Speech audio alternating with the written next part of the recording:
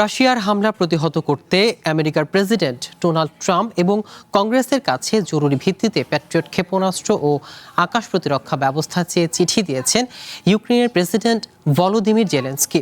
চিঠিতে তিনি উল্লেখ করেন, রাশিয়ার ক্ষেপণাস্ত্র হামলা থেকে ইউক্রেনের শহরগুলোকে বাঁচাতে আমেরিকার তৈরি প্যাট্রিয়ট ব্যবস্থার কোনো বিকল্প নেই।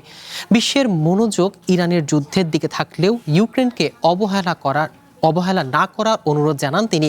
যুদ্ধের পঞ্চম বছরে এসে রাশিয়ার বিমান হামলার মুখে তীব্র সংকটে পড়েছে ইউক্রেন।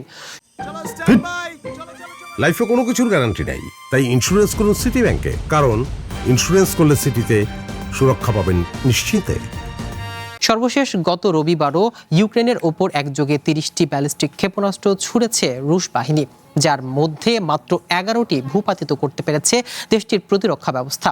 এমন সংকটজনক পরিস্থিতিতে আকাশ সুরক্ষায় জরুরি সহায়তার আকুতি জানালেন জেলেনস্কি।